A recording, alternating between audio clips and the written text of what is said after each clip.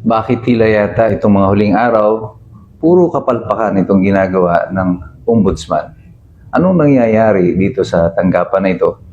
Yan ang pag-uusapan natin ngayon sa araw na ito. Ito po muli si Attorney Mike Operario at isang pinagpalang araw po sa inyong lahat.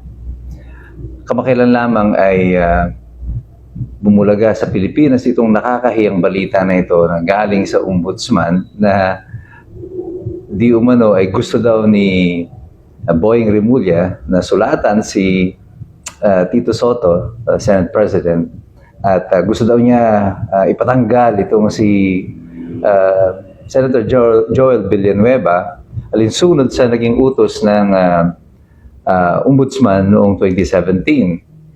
Ang nakakahiya dito ay buong pagyayabang na ginagawa ito ni Rimulya, gayong nung pa palang 2019 ay meron ng desisyon ang ombudsman na dinidismiss na yung reklamo na yan laban kay Boying Rimulya.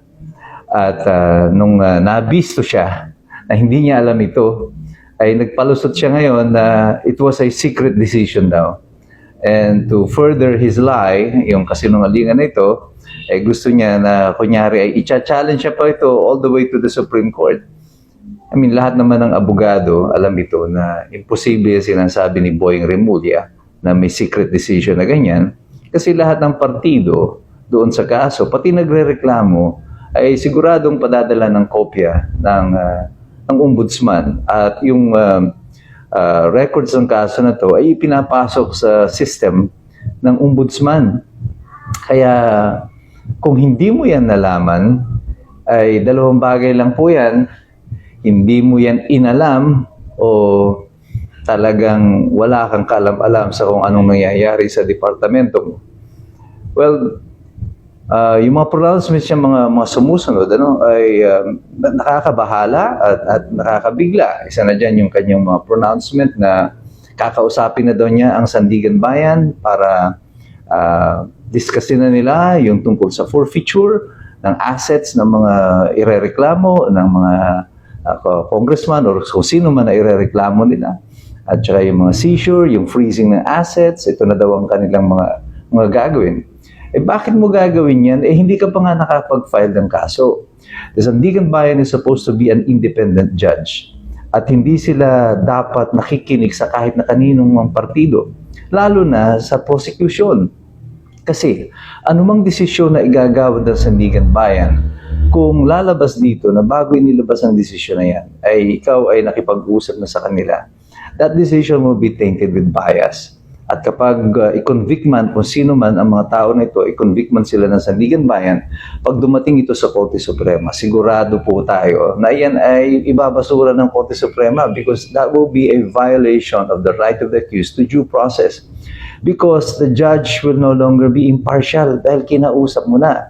So we don't know if Rimulya knows exactly what he's doing or he's totally ignorant of what he's supposed to do.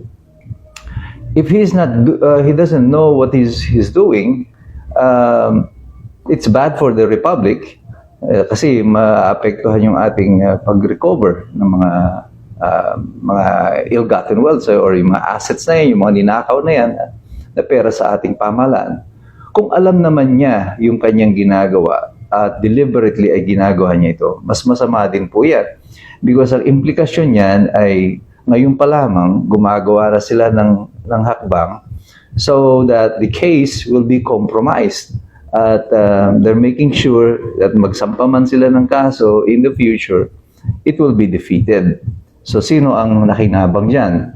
Definitely hindi ang Republika, kundi yung mga magnanakaw nakakasuhan dahil hindi sila ultimately mananagot dahil puro depekto nga yung kaso na isasampa.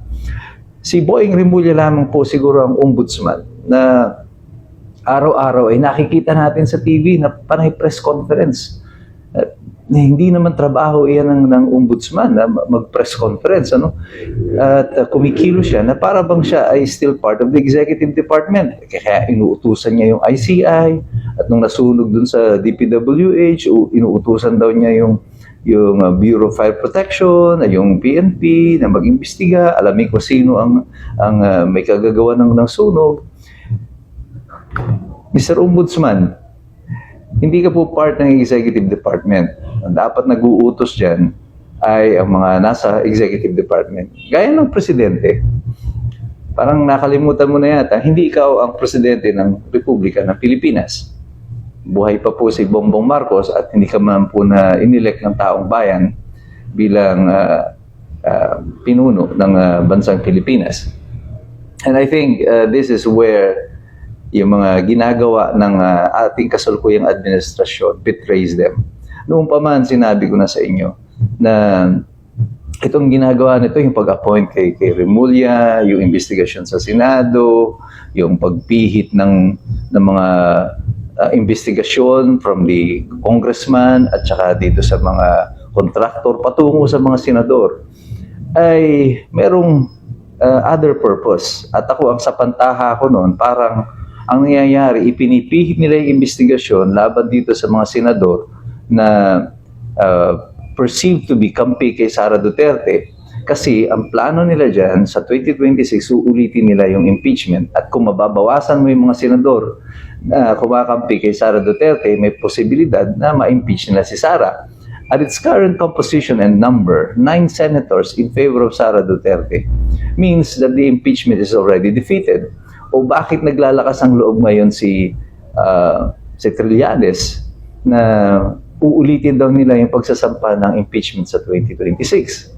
Well, probably it's because they believe na posibleng by 2026, they have removed enough number of senators, or some senators will already switch side, na makukuha na nila yung bilang na kinakailangan nila, which is 2/3 of the Senate, para tanggalin si Sara Duterte.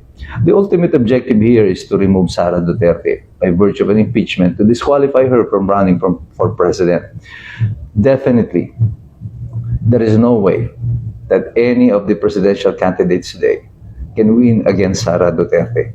Wala po, kahit nasa oposisyon, sa pink, sa dilaw, sa pula, pag samasamahin nyo na, wala talaga na kandidato who can statistically win against Sara Duterte at this time.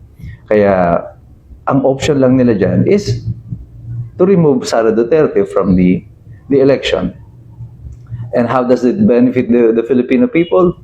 It benefits us none. Wala pong nagiging tulong ito sa atin. As a matter of fact, lalong humihirap ang ating bansa dahil puro pamumulitika ang nangyayari sa atin. Ang ating gobyerno for the past 3.5 years has done nothing to improve the economy, tourism, import, export. We are being sustained by the OFW remittances. Yan ang pinakamalaking pinagbumulan ng dolyar natin sa kasalukuyan. At walang mga major legislation or policy na pinapasa pating Kongreso. Ang pinag-aabalahan ng Kongreso ngayon, ito lamang budget. At pag naipasa na nila yung budget, parang tuwan-tuwa na sila. Wala nang ibang mga important pieces of legislation ay pinapasa sa kasalukuyan.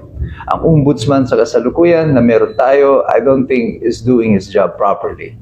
I think he is just being made as part of the propaganda machine to support this administration. Ang kilos niya, yung kanyang galaw, ay hindi pang ombudsman. Ito ay parang propaganda machine for the administration at the moment. Pero tayong lahat ng mga nanunood, nagmamasid, alam na natin kung ano nangyayari. Kasi tayo ay patuloy na nagsisipag-engage. We continue to monitor the situation. At patuloy din tayo nag-aaral. Kasi alam natin, mahirap makialam ang taong walang alam. God bless you. God bless us all. Mabuhay ang Republika ng Pilipinas.